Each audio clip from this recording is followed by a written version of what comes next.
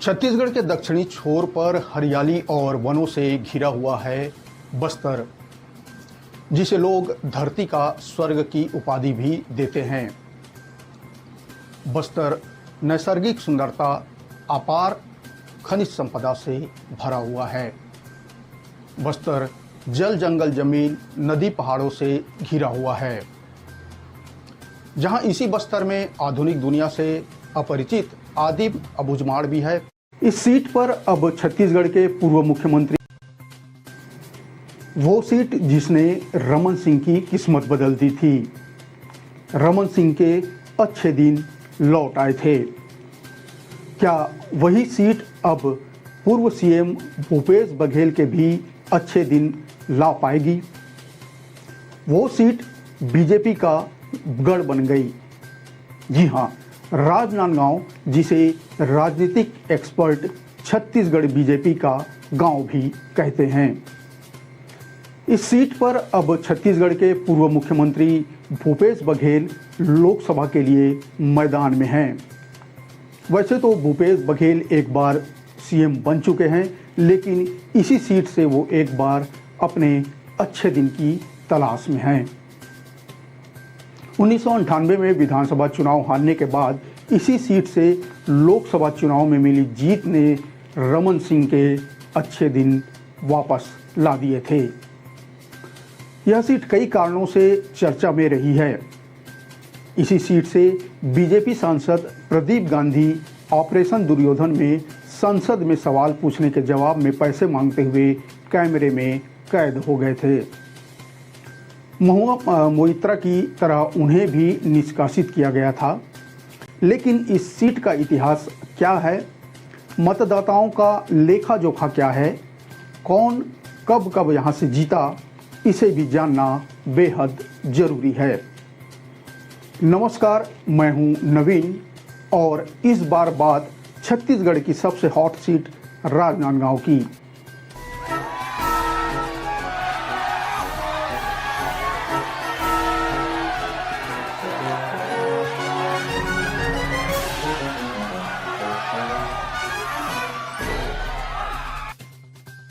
छत्तीसगढ़ की कुल 11 लोकसभा सीटों में से एक सीट राजनांदगांव सबसे हॉट सीटों में से एक है। राजनांदगांव लोकसभा सीट साल 1957 में अस्तित्व में आई। यहां पहली बार हुए चुनाव में कांग्रेस प्रत्याशी खैरागढ़ रियासत के राजा वीरेंद्र बहादुर सिंह सांसद चुने गए। इस सीट पर साल 1957 से अब तक हुए 17 चुनावों में 9 बार कांग्रेस तो 8 बार जनता पार्टी और भाजपा ने जीत दर्ज की है। मामला लगभग 50-50 का ही है। यहाँ राज परिवार से दूर जाने के बाद 1999 के बाद कांग्रेस की वापसी नहीं हो पाई। इस बार बीजेपी ने संतोष पांडे को, कांग्रेस ने पूर्व सीएम भूपेश बघेल को मैदान में उतारा है। भूपेश बघेल के चुनाव लड़ने से राजनांदगांव की सीट की हॉट सीट हो गई है।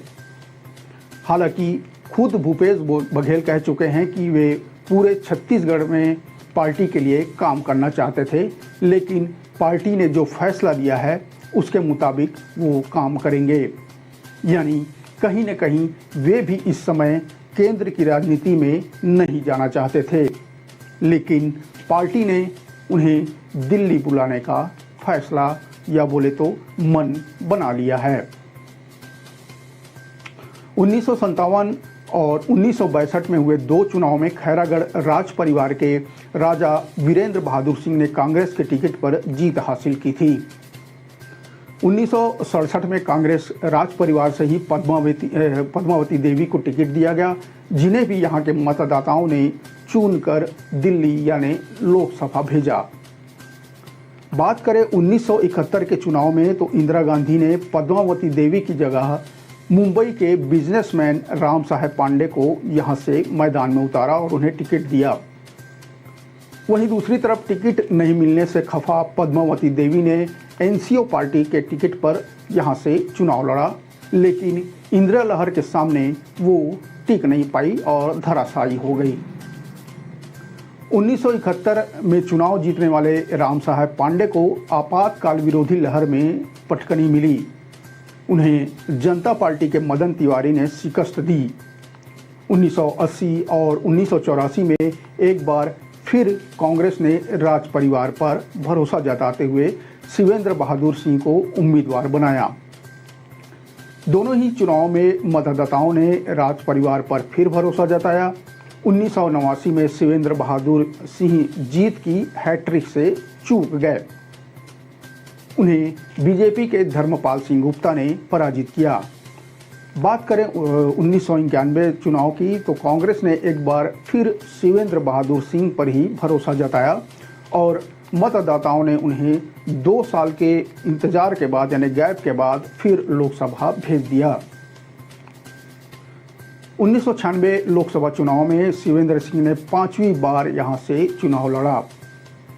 वाजपेयी लहर में मतदाताओं ने राज परिवार के बजाय बीजेपी के अशोक वर्मा पर अपनी मुहर लगा दी। अगले 2 मध्यावधि चुनाव बेहद दिलचस्प रहे। पहले 1998 में कांग्रेस 2 बार के मुख्यमंत्री मोतीलाल वोरा पर दांव लगाया। सीनियर कांग्रेस लीडर ने इस चुनाव में बीजेपी के तत्कालीन सांसद अशोक वर्मा को 52,000 से ज़्यादा वोट के अंतर से पराजित कर दिया। 13 महीने की वाजपेयी सरकार गिरने के बाद 1999 में एक बार फिर चुनाव हुआ।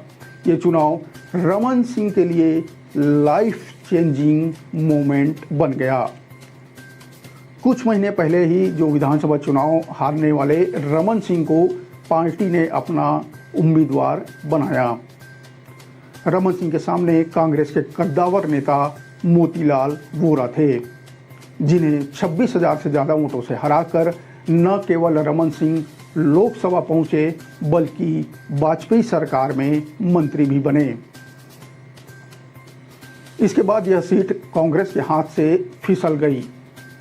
2007 में हुए लोकसभा उपचुनाव को छोड़कर हर चुनाव में यहां बीजेपी ने जीत हासिल की। बात करें 2004 में, तो इंडिया साइनिंग भले ही नहीं चल पाया हो और देश में कांग्रेस की सरकार भले ही बनी हो, लेकिन राजनांदगांव में साइनिंग बीजेपी की ही रही। यानी बीजेपी के प्रदीप गांधी इस सीट से चुने गए। साल भर बाद ही प्रदीप गांधी कोबरा पोस्ट के स्टिंग में संसद में सवाल पूछने के मामले में रिश्वत लेते हुए कैमरे में कैद हो गए। इसके बाद प्रदीप गांधी सहित 11 सांसदों को निष्कासित किया गया, जिसमें बीजेपी के 6 सांसद भी थे। 2007 में हुए उपचुनाव में कांग्रेस ने एक बार फिर राज परिवार के देवराज सिंह पर दांव लगाया। बता दें कि राज परिवार से चुने गए वे 7वें सांसद थे। उन्होंने इस चुनाव में बीजेपी के लीलाराम भोजवानी को हराया था। 2009 में देश में एक बार फिर मनमोहन सिंह की सरकार बनी, लेकिन राजनांदगांव में फिर कमल खिल गया। इस बार बीजेपी के मधुसूदन यादव ने उस समय के मौजूदा सांसद यानी कांग्रेस के देवव्रत सिंह को करारी शिकस्त दी। उनकी जीत का अंतर करीब 1,20,000 वोट था। बीजेपी में मोदी लहर में भी साल 2014 और 2019 में उम्मीदवार बदलने का सिलसिला जारी रहा। 2014 में तत्कालीन सांसद मधुसूदन यादव का टिकट काटकर रमन सिंह के बेटे यानी अभिषेक सिंह को और 2019 में अभिषेक सिंह का टिकट काटकर संतोष पांडे को राजनांदगांव से उम्मीदवार बनाया गया। अभिषेक सिंह 2014 में कांग्रेस के कमलेश्वर वर्मा को 2,35,000 से ज़्यादा वोटों से हराया था, जबकि लोकसभा चुनाव 2019 में संतोष पांडे ने कांग्रेस के भोलाराम साहू को 1,11,000 वोट से करारी शिकस्त दी थी। राजनांदगांव लोकसभा क्षेत्र में अगर देखा जाए तो विधानसभा सीटों के हिसाब से कांग्रेस के लिए ये मजबूत सीट है। राजनांदगांव में ओबीसी की संख्या ज़्यादा है। भूपेश बघेल खुद ओबीसी वर्ग से आते हैं। भाजपा से ब्राह्मण कैंडिडेट और वर्तमान सांसद संतोष पांडे इस बार फिर मैदान में हैं। संतोष पांडे के लिए यह निश्चित रूप से भूपेश के उतरने से चुनौती जरूर बढ़ गई होगी। अब देखना यह है कि मोदी का चेहरा और राम का नाम संतोष पांडे के काम आएगा कि नहीं। संतोष पांडे एक अग्रेसिव लीडर के रूप में जाने जाते हैं। बस्तर में धर्मांतरण के मुद्दे पर भी उन्होंने मोर्चा संभाल रखा था, लेकिन राजनांदगांव में भूपेश बघेल के आने से उन्हें थोड़ी परेशानी तो जरूर हो सकती है। दूसरी तरफ नजर डालें, राजनांदगांव से ही पूर्व मुख्यमंत्री डॉक्टर रमन सिंह भी विधायक हैं। डॉक्टर रमन सिंह भी अपने बेटे अभिषेक सिंह को राजनांदगांव से चुनाव लड़वाना चाहते थे, लेकिन पार्टी ने संदेश दिया कि परिवारवाद से दूरी बनानी होगी।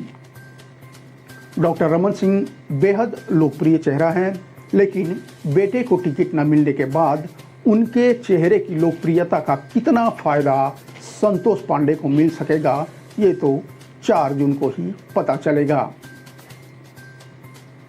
भूपेश बघेल का यह तीसरी बार लोकसभा चुनाव होगा। 2004 में उन्होंने दुर्ग और 2009 में उन्होंने रायपुर से भी लोकसभा सीट से अपना किस्मत आजमाया था। इन दोनों चुनाव में उन्हें हार का सामना करना पड़ा था। अब पार्टी ने उन्हें राजनांदगांव से प्रत्याशी बनाया है।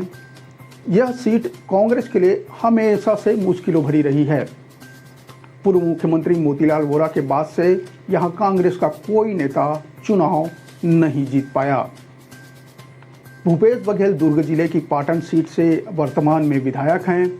भाजपा ने जो विधानसभा में उनके खिलाफ दुर्ग सांसद विजय बघेल को उतारा था, लेकिन भूपेश बघेल ने विजय बघेल को मात दे दी थी। बात करें 2019 के चुनाव में राजनांदगांव सीट पर भाजपा प्रत्याशी संतोष पांडे ने ही जीत हासिल की थी। उन्होंने कांग्रेस प्रत्याशी भोलाराम साहू को 1,11,966 मतों से हराया था। बीजेपी के संतोष पांडे को 6,62,000 मत मिले थे, जबकि कांग्रेस के भोलाराम साहू को लगभग 5.5 लाख वोट मिले थे। वहीं बीएसपी की रविता ध्रुव 17,145 वोट हासिल कर तीसरे स्थान पर रही। जातिगत समीकरणों की बात की जाए तो राजनांदगांव लोकसभा सीट पर पिछड़ा वर्ग की आबादी अधिक है।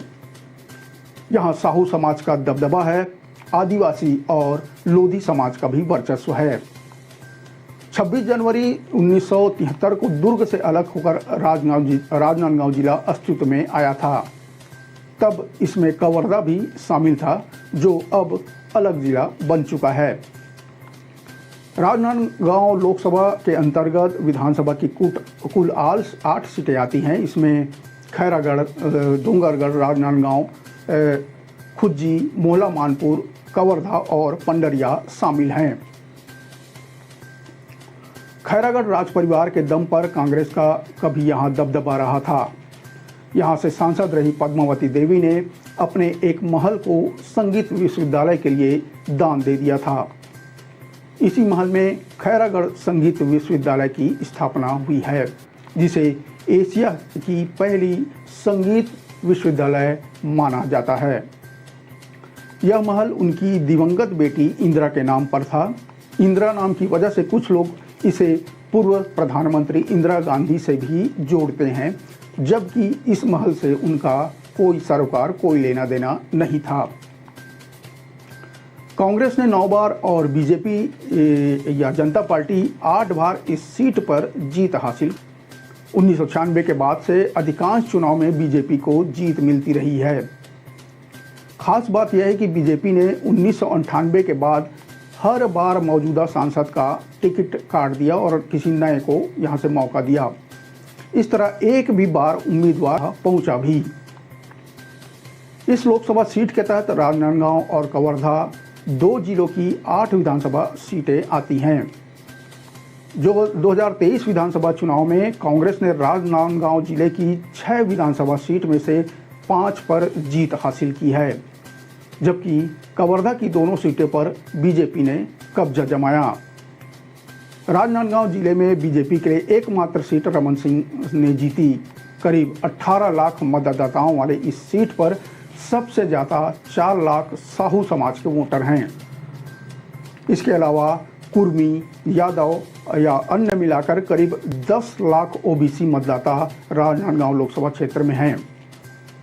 हालांकि यहां के मतदाताओं ने कभी भी जातिगत आधार पर वोटिंग नहीं की है। राजनांदगांव सीट में बीजेपी की तरफ से हर बार उम्मीदवार बदलने की परंपरा रही, पर इस चुनाव में यह परंपरा भी टूट गई। बीजेपी ने पिछले बार के संतोष पांडे को ही मैदान में उतारा है, तो उधर कांग्रेस भूपेश बघेल पर दांव खेल चुकी है। अब देखना यह है कि छत्तीसगढ़ के इस हॉट सीट पर बैठने वाला बिग बॉस आखिर होगा कौन। इसके लिए हमें इंतजार करना होगा 4 जून का। आज बस इतना ही। अगले अंक में चलेंगे छत्तीसगढ़ के किसी दूसरे लोकसभा क्षेत्र की नब्ज टटोलने। मुझे दीजिए इजाजत। नमस्कार, जय जोहार।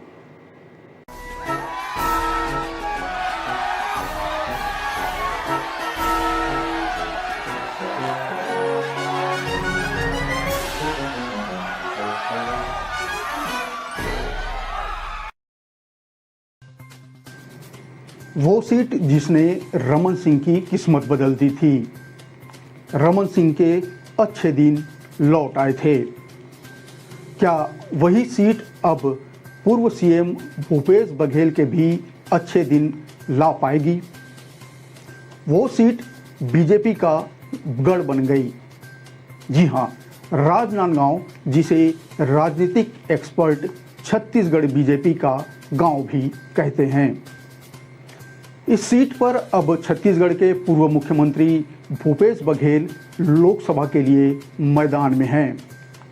वैसे तो भूपेश बघेल एक बार सीएम बन चुके हैं, लेकिन इसी सीट से वो एक बार अपने अच्छे दिन की तलाश में हैं। 1998 में विधानसभा चुनाव हारने के बाद इसी सीट से लोकसभा चुनाव में मिली जीत ने रमन सिंह के अच्छे दिन वापस ला दिए थे। यह सीट कई कारणों से चर्चा में रही है। इसी सीट से बीजेपी सांसद प्रदीप गांधी ऑपरेशन दुर्योधन में संसद में सवाल पूछने के जवाब में पैसे मांगते हुए कैमरे में कैद हो गए थे। महुआ मोइत्रा की तरह उन्हें भी निष्कासित किया गया था। लेकिन इस सीट का इतिहास क्या है, मतदाताओं का लेखा जोखा क्या है, कौन कब कब यहाँ से जीता, इसे भी जानना बेहद जरूरी है। नमस्कार, मैं हूं नवीन और इस बार बात छत्तीसगढ़ की सबसे हॉट सीट राजनांदगांव की।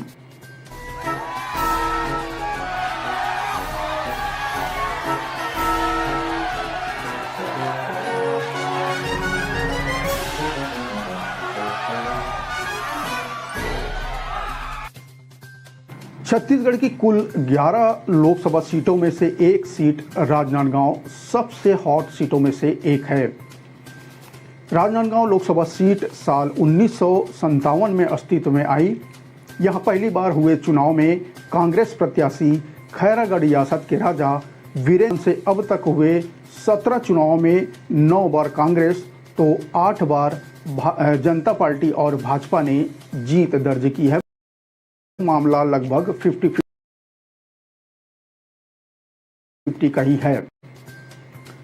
यहां राज परिवार से दूर जाने के बाद 1999 के बाद कांग्रेस की वापसी नहीं हो पाई। इस बार बीजेपी ने संतोष पांडे को, कांग्रेस ने पूर्व सीएम भूपेश बघेल को मैदान में उतारा है।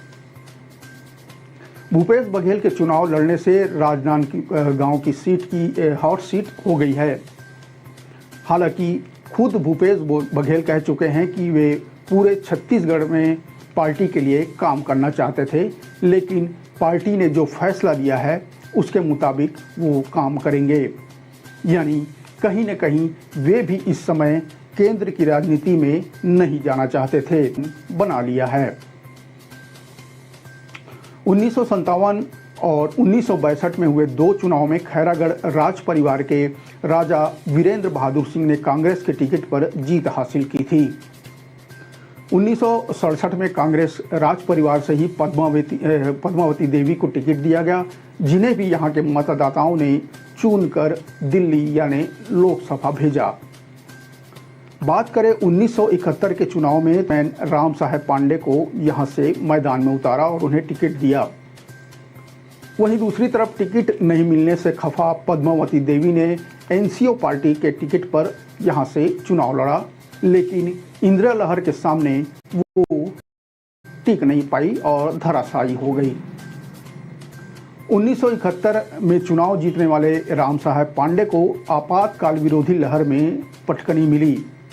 उन्हें जनता पार्टी के मदन तिवारी ने शिकस्त दी। 1980 और 1984 में एक बार फिर कांग्रेस ने राज परिवार पर भरोसा जताते हुए शिवेंद्र बहादुर सिंह को उम्मीदवार बनाया। दोनों ही चुनाव में मतदाताओं ने राज परिवार पर फिर भरोसा जताया। 1989 में शिवेंद्र बहादुर सिंह जीत की हैट्रिक से चूक गए। उन्हें बीजेपी के धर्मपाल सिंह गुप्ता ने पराजित किया। बात करें 1991 चुनाव की, तो कांग्रेस ने एक बार फिर शिवेंद्र बहादुर सिंह पर ही भरोसा जताया और मतदाताओं ने उन्हें 2 साल के इंतजार के बाद यानी गैप के बाद फिर लोकसभा भेज दिया। 1996 लोकसभा चुनाव में शिवेंद्र सिंह ने 5वीं बार यहां से चुनाव लड़ा। वाजपेयी लहर में मतदाताओं ने राज परिवार के बजाय बीजेपी के अशोक वर्मा पर अपनी मुहर लगा दी। अगले 2 मध्यावधि चुनाव बेहद दिलचस्प रहे। पहले 1998 में कांग्रेस 2 बार के मुख्यमंत्री चुनाव लगाया, 1000 से ज़्यादा वोट के अंतर से पराजित कर दिया। महीने की वाजपेयी सरकार गिरने के बाद रमन सिंह के लिए लाइफ चेंजिंग मोमेंट बन गया। कुछ महीने पहले ही जो विधानसभा चुनाव हारने वाले रमन सिंह को पार्टी ने अपना उम्मीदवार बनाया। रमन सिंह के सामने कांग्रेस के कद्दावर नेता मोतीलाल वोरा थे, जिन्हें 26,000 से ज़्यादा वोटों से हराकर न केवल रमन सिंह, बात करें 2004 में तो इंडिया साइनिंग भले ही नहीं चल पाया हो और देश में कांग्रेस की सरकार भले ही बनी हो, लेकिन राजनांदगांव में साइनिंग बीजेपी की ही रही। यहाँ साल भर बाद ही प्रदीप गांधी कोबरा पोस्ट के स्टिंग में संसद में सवाल पूछने के मामले में रिश्वत लेते हुए कैमरे में कैद हो गए। इसके बाद प्रदीप गांधी सहित 11 सांसदों को निष्कासित किया गया, जिसमें बीजेपी के 6 सांसद भी थे। 2007 में हुए उपचुनाव में कांग्रेस ने एक बार फिर राज परिवार के देवराज सिंह पर दांव लगाया। बता दें कि राज परिवार से चुने गए वे 7वें सांसद थे। उन्होंने इस चुनाव में बीजेपी के लीलाराम भोजवानी को हराया था।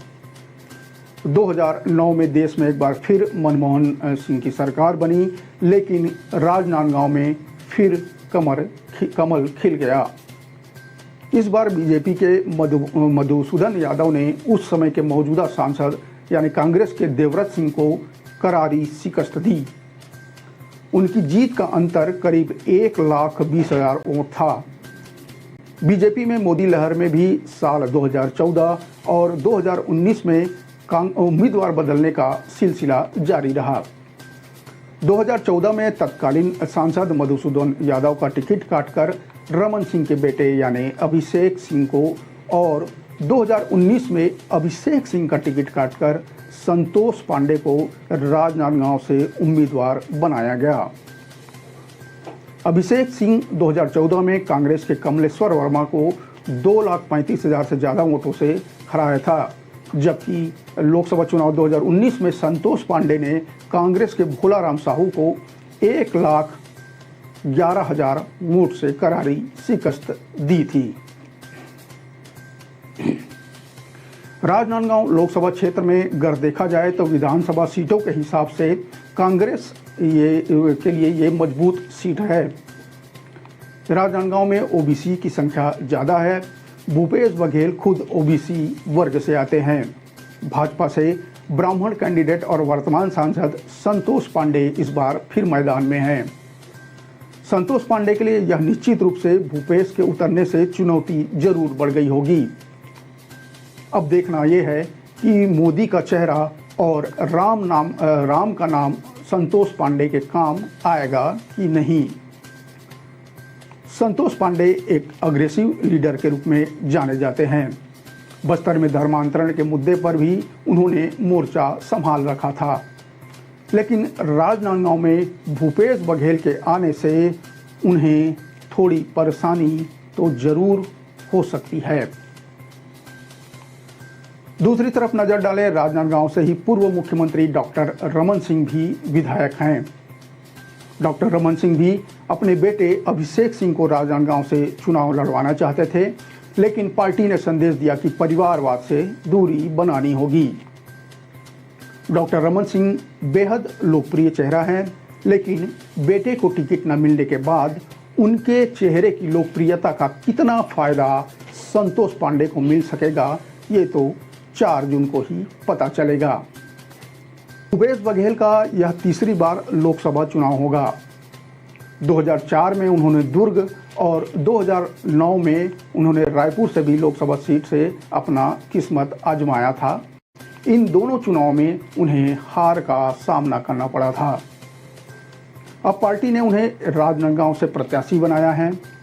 यह सीट कांग्रेस के लिए हमेशा से मुश्किलों भरी रही है।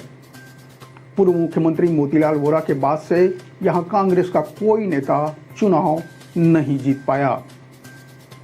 भूपेश बघेल दुर्ग जिले की पाटन सीट से वर्तमान में विधायक हैं। भाजपा ने जो विधानसभा में उनके खिलाफ दुर्ग सांसद विजय बघेल को उतारा था, लेकिन भूपेश बघेल ने विजय बघेल को मात दे दी थी। बात करें 2019 के चुनाव में राजनांदगांव सीट पर भाजपा प्रत्याशी संतोष पांडे ने ही जीत हासिल की थी। उन्होंने कांग्रेस प्रत्याशी भोलाराम साहू को 1,11,966 मतों से हराया था। बीजेपी के संतोष पांडे को 6,62,000 मत मिले थे, जबकि कांग्रेस के भोलाराम साहू को लगभग 5.5 लाख वोट मिले थे। वहीं बीएसपी की रविता ध्रुव 17,145 वोट हासिल कर तीसरे स्थान पर रही। जातिगत समीकरणों की बात की जाए तो राजनांदगांव लोकसभा सीट पर पिछड़ा वर्ग की आबादी अधिक है। यहां साहू समाज का दबदबा है, आदिवासी और लोधी समाज का भी वर्चस्व है। 26 जनवरी 1973 को दुर्ग से अलग होकर राजनांदगांव जिला अस्तित्व में आया था। तब इसमें कवर्धा भी शामिल था, जो अब अलग जिला बन चुका है। राजनांदगांव लोकसभा के अंतर्गत विधानसभा की कुल 8 सीटें आती हैं। इसमें खैरागढ़, डोंगरगढ़, राजनांदगांव, खुज्जी, मोहला मानपुर, कवर्धा और पंडरिया शामिल हैं। खैरागढ़ राज परिवार के दम पर कांग्रेस का कभी यहाँ दबदबा रहा था। यहाँ से सांसद रही पद्मावती देवी ने अपने एक महल को संगीत विश्वविद्यालय के लिए दान दे दिया था। इसी महल में खैरागढ़ संगीत विश्वविद्यालय की स्थापना हुई है, जिसे एशिया की पहली संगीत विश्वविद्यालय माना जाता है। यह महल उनकी दिवंगत बेटी इंदिरा के नाम पर था। इंदिरा नाम की वजह से कुछ लोग इसे पूर्व प्रधानमंत्री इंदिरा गांधी से भी जोड़ते हैं, जबकि इस महल से उनका कोई सरोकार, कोई लेना देना नहीं था। कांग्रेस ने 9 बार और बीजेपी या जनता पार्टी 8 बार इस सीट पर जीत हासिल कर चुकी है। 1996 के बाद से अधिकांश चुनाव में बीजेपी को जीत मिलती रही है। खास बात यह है कि बीजेपी ने 1998 के बाद हर बार मौजूदा सांसद का टिकट काट दिया और किसी नए को यहां से मौका दिया। इस तरह एक भी बार उम्मीदवार रिपीट नहीं किया गया और हर बार एक नया उम्मीदवार यहां से जीतकर लोकसभा पहुंचा भी। इस लोकसभा सीट के तहत राजनांदगांव और कवर्धा 2 जिलों की 8 विधानसभा सीटें आती हैं। जो 2023 विधानसभा चुनाव में कांग्रेस ने राजनांदगांव जिले की 6 विधानसभा सीट में से 5 पर जीत हासिल की है, जबकि कवर्धा की दोनों सीटों पर बीजेपी ने कब्जा जमाया। राजनांदगांव जिले में बीजेपी के लिए एकमात्र सीट रमन सिंह ने जीती। करीब 18 लाख मतदाताओं वाले इस सीट पर सबसे ज़्यादा 4 लाख साहू समाज के वोटर हैं। इसके अलावा कुर्मी, यादव या अन्य मिलाकर करीब 10 लाख ओबीसी मतदाता राजनांदगांव लोकसभा क्षेत्र में हैं। हालांकि यहाँ के मतदाताओं ने कभी भी जातिगत आधार पर वोटिंग नहीं की है। राजनांदगांव सीट में बीजेपी की तरफ से हर बार उम्मीदवार बदलने की परंपरा रही, पर इस चुनाव में यह परंपरा भी टूट गई। बीजेपी ने पिछले बार के संतोष पांडे को ही मैदान में उतारा है, तो उधर कांग्रेस भूपेश बघेल पर दांव खेल चुकी है। अब देखना यह है कि छत्तीसगढ़ के इस हॉट सीट पर बैठने वाला बिग बॉस आखिर होगा कौन। इसके लिए हमें इंतजार करना होगा 4 जून का। आज बस इतना ही। अगले अंक में चलेंगे छत्तीसगढ़ के किसी दूसरे लोकसभा क्षेत्र की नब्ज टटोलने। मुझे दीजिए इजाजत। नमस्कार, जय जोहार।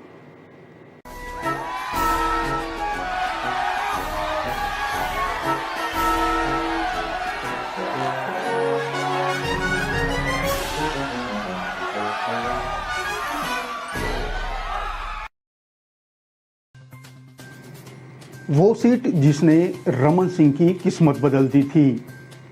रमन सिंह के अच्छे दिन लौट आए थे। क्या वही सीट अब पूर्व सीएम भूपेश बघेल के भी अच्छे दिन ला पाएगी? वो सीट बीजेपी का गढ़ बन गई। जी हाँ, राजनांदगांव, जिसे राजनीतिक एक्सपर्ट छत्तीसगढ़ बीजेपी का गांव भी कहते हैं। इस सीट पर अब छत्तीसगढ़ के पूर्व मुख्यमंत्री भूपेश बघेल लोकसभा के लिए मैदान में हैं।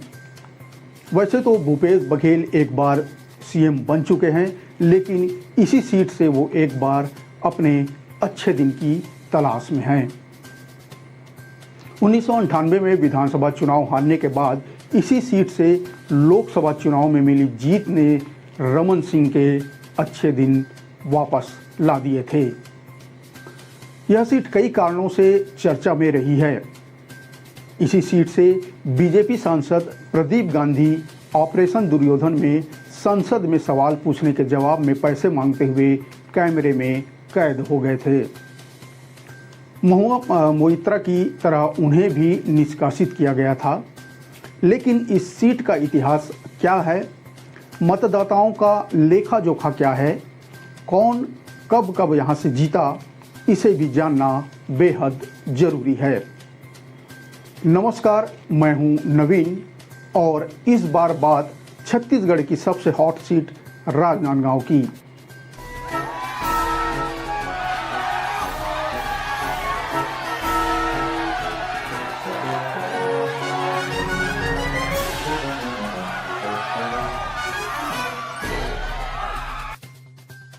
छत्तीसगढ़ की कुल 11 लोकसभा सीटों में से एक सीट राजनांदगांव सबसे हॉट सीटों में से एक है।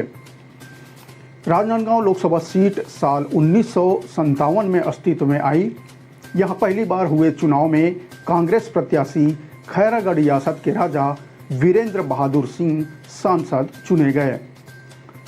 इस सीट पर साल 1957 से अब तक हुए 17 चुनावों में 9 बार कांग्रेस तो 8 बार जनता पार्टी और भाजपा ने जीत दर्ज की है। मामला लगभग 50-50 का ही है। यहां राज परिवार से दूर जाने के बाद 1999 के बाद कांग्रेस की वापसी नहीं हो पाई। इस बार बीजेपी ने संतोष पांडे को, कांग्रेस ने पूर्व सीएम भूपेश बघेल को मैदान में उतारा है। भूपेश बघेल के चुनाव लड़ने से राजनांदगांव की सीट की हॉट सीट हो गई है। हालांकि खुद भूपेश बघेल कह चुके हैं कि वे पूरे छत्तीसगढ़ में पार्टी के लिए काम करना चाहते थे, लेकिन पार्टी ने जो फैसला दिया है उसके मुताबिक वो काम करेंगे। यानी कहीं न कहीं वे भी इस समय केंद्र की राजनीति में नहीं जाना चाहते थे, लेकिन पार्टी ने उन्हें दिल्ली बुलाने का फैसला या बोले तो मन बना लिया है। 1957 और 1962 में हुए दो चुनाव में खैरागढ़ राज परिवार के राजा वीरेंद्र बहादुर सिंह ने कांग्रेस के टिकट पर जीत हासिल की थी। 1967 में कांग्रेस राज परिवार से ही पद्मावती देवी को टिकट दिया गया, जिन्हें भी यहां के मतदाताओं ने चुनकर दिल्ली यानी लोकसभा भेजा। बात करें 1971 के चुनाव में तो इंदिरा गांधी ने पद्मावती देवी की जगह मुंबई के बिजनेसमैन राम साहेब पांडे को यहां से मैदान में उतारा और उन्हें टिकट दिया। वहीं दूसरी तरफ टिकट नहीं मिलने से खफा पद्मावती देवी ने एनसीओ पार्टी के टिकट पर यहां से चुनाव लड़ा, लेकिन इंदिरा लहर के सामने वो टिक नहीं पाई और धराशायी हो गई। 1971 में चुनाव जीतने वाले राम साहेब पांडे को आपातकाल विरोधी लहर में पटकनी मिली। उन्हें जनता पार्टी के मदन तिवारी ने शिकस्त दी। 1980 और 1984 में एक बार फिर कांग्रेस ने राज परिवार पर भरोसा जताते हुए शिवेंद्र बहादुर सिंह को उम्मीदवार बनाया। दोनों ही चुनाव में मतदाताओं ने राज परिवार पर फिर भरोसा जताया। 1989 में शिवेंद्र बहादुर सिंह जीत की हैट्रिक से चूक गए। उन्हें बीजेपी के धर्मपाल सिंह गुप्ता ने पराजित किया। बात करें 1902 साल के इंतजार के बाद यानी गैप के बाद फिर लोकसभा भेज दिया। 1996 लोकसभा चुनाव में शिवेंद्र सिंह ने 5वीं बार यहां से चुनाव लड़ा। वाजपेयी लहर में मतदाताओं ने दी। अगले दो मध्यावधि चुनाव बेहद दिलचस्प रहे। दो बार के मुख्यमंत्री मोतीलाल वोरा पर दांव लगाया। सीनियर कांग्रेस लीडर ने इस चुनाव में बीजेपी के तत्कालीन सांसद अशोक वर्मा को 52,000 से ज्यादा वोट के अंतर से पराजित कर दिया। 13 महीने की वाजपेयी सरकार गिरने के बाद 1999 में एक बार फिर चुनाव हुआ। चेंजिंग मोमेंट बन गया। कुछ महीने पहले ही जो विधानसभा चुनाव हारने वाले रमन सिंह को पार्टी ने अपना उम्मीदवार बनाया। रमन सिंह के सामने कांग्रेस के कद्दावर नेता मोतीलाल वोरा थे, जिन्हें 26,000 से ज्यादा वोटों से हराकर न केवल रमन सिंह लोकसभा पहुंचे बल्कि वाजपेयी सरकार में मंत्री भी बने। इसके बाद सीट कांग्रेस के हाथ से फिसल गई। 2007 में हुए लोकसभा उपचुनाव को छोड़कर इंडिया साइनिंग भले ही नहीं चल पाया हो और देश में कांग्रेस की सरकार भले ही बनी हो, लेकिन राजनांदगांव में साइनिंग बीजेपी की ही रही। यानी बीजेपी के प्रदीप गांधी इस सीट से चुने गए। साल भर बाद ही प्रदीप गांधी कोबरा 2007 में हुए उपचुनाव में कांग्रेस ने एक बार फिर राज परिवार के देवराज सिंह पर दांव लगाया। बता दें कि राज परिवार 14 और 2019 में उम्मीदवार बदलने का सिलसिला जारी रहा।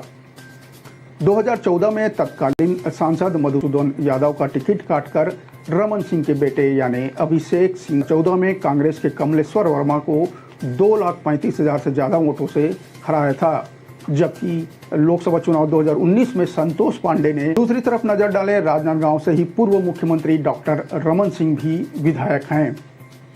डॉक्टर रमन सिंह भी अपने बेटे अभिषेक सिंह को राजनांदगांव से चुनाव लड़वाना चाहते थे, लेकिन पार्टी ने संदेश दिया कि परिवार व बेटे को टिकट न मिलने के बाद उनके चेहरे की लोकप्रियता का कितना फायदा संतोष पांडे को मिल सकेगा, ये तो 4 जून को ही पता चलेगा। भूपेश बघेल का यह तीसरी बार लोकसभा चुनाव होगा। 2004 में उन्होंने दुर्ग और 2009 में उन्होंने रायपुर से भी लोकसभा सीट से अपना किस्मत आजमाया था। इन दोनों चुनाव में उन्हें हार का सामना करना पड़ा। सीट पर पिछड़ा वर्ग की आबादी अधिक है। यहाँ साहू समाज का दबदबा है, आदिवासी और लोधी समाज का भी वर्चस्व है। 26 जनवरी 1973 को दुर्ग से अलग रहा था। यहाँ से सांसद रही पद्मावती देवी ने अपने एक महल को संगीत विश्वविद्यालय के लिए